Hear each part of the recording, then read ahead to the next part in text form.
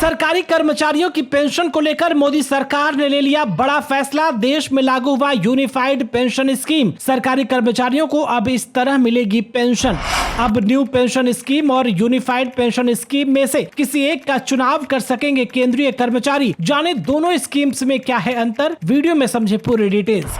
10 साल की नौकरी के बाद हुए रिटायर तो हर महीने कम से कम 10,000 रुपए की पेंशन हुई पक्की। लंबे समय से इस बदलाव की मांग कर रहे थे सरकारी कर्मचारी। केंद्र सरकार ने सरकारी कर्मचारियों के लिए बड़ा ऐलान करते हुए यूनिफाइड पेंशन स्कीम को मंजूरी दे दी है। केंद्रीय मंत्री अश्विनी वैष्णव ने शनिवार को इसकी जानकारी दी। इस स्कीम के तहत सरकारी कर्मचारियों को रिटायर होने के बाद सुनिश्चित पेंशन दिए जाने का प्रावधान है। गौरतलब है कि केंद्र सरकार के कर्मचारियों की नई पेंशन योजना यानी कि एनपीएस में सुधार की लंबे समय से मांग की जा रही थी। अब सरकार ने मांग पूरी करते हुए यूनिफाइड पेंशन स्कीम का ऐलान किया है। कैबिनेट के फैसलों की जानकारी देते हुए सूचना एवं प्रसारण मंत्री अश्विनी वैष्णव ने मीडिया को बताया कि सरकारी कर्मचारियों की ओर से एनपीएस में सुधार की मांग की गई है। पीएम नरेंद्र मोदी ने अप्रैल 2023 में टीवी सोमनाथन के नेतृत्व में इस पर एक समिति का गठन किया था, जिस समिति ने व्यापक परामर्श और चर्चाओं के बाद एकीकृत पेंशन योजना की सिफारिश की है, जिसके बाद केंद्रीय मंत्रिमंडल ने इस योजना को मंजूरी दे दी है। बता दें कि यूनिफाइड पेंशन स्कीम यानी कि एकीकृत पेंशन योजना सरकारी कर्मचारियों के लिए नई पेंशन योजना है। इसके तहत कर्मचारियों को रिटायरमेंट के बाद सुनिश्चित पेंशन दी जाएगी। ये राशि रिटायरमेंट के पहले के 12 महीने के एवरेज बेसिक पे की 50% होगी। कर्मचारी 25 साल की सेवा के बाद इस पेंशन को पाने के हकदार होंगे। वहीं अगर किसी पेंशन भोगी की मौत हो जाती है तो उसे उस वक्त तक मिलने वाली पेंशन का 60% परिवार को मिलेगा। इसके अलावा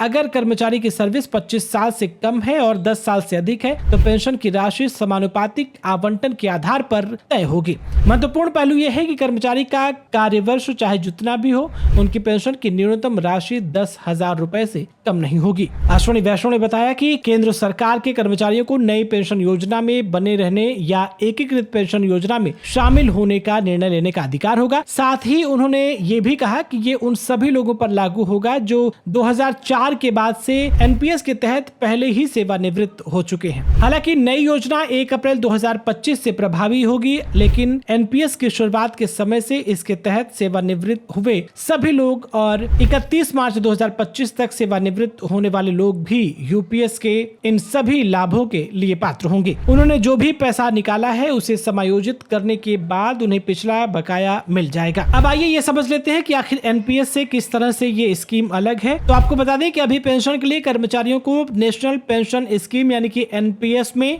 बेसिक सैलरी का 10% हिस्सा कंट्रीब्यूट करना होता है। इसमें सरकार अपनी ओर से 14% हिस्सा देती है। अब यूपीएस में कर्मचारी को कोई भी अंशदान नहीं देना होगा। सरकार अपनी तरफ से कर्मचारी की बेसिक सैलरी का 18.5% हिस्सा कंट्रीब्यूट करेगी। इस घोषणा के बाद प्रधानमंत्री नरेंद्र मोदी ने एक्स पर एक पोस्ट कर सरकारी कर्मचारियों पर गर्व जताया। उन्होंने कहा कि देश की प्रगति के लिए कठिन परिश्रम करने वाले सभी सरकारी कर्मचारियों पर हमें गर्व है। यूनिफाइड पेंशन स्कीम इन कर्मचारियों की गरिमा और आर्थिक सुरक्षा को सुनिश्चित करने वाली है। ये कदम उनके कल्याण और सुरक्षित भविष्य के लिए हमारी सरकार की प्रतिबद्धता को दर्शाता है। तो दोस्तों, इस वीडियो को ज्यादा से ज्यादा शेयर करें ताकि जो व्यक्ति पेंशन पा रहा है या जो भी सरकारी नौकरी कर रहे हैं, फ्यूचर में पेंशन के लिए प्लान कर रहे हैं, तो ऐसे में ये तमाम जानकारी उन तक भी पहुंच सके और वो भी एक बेहतर चुनाव कर सकें अपने हिसाब से। इस वीडियो में फिलहाल इतना ही।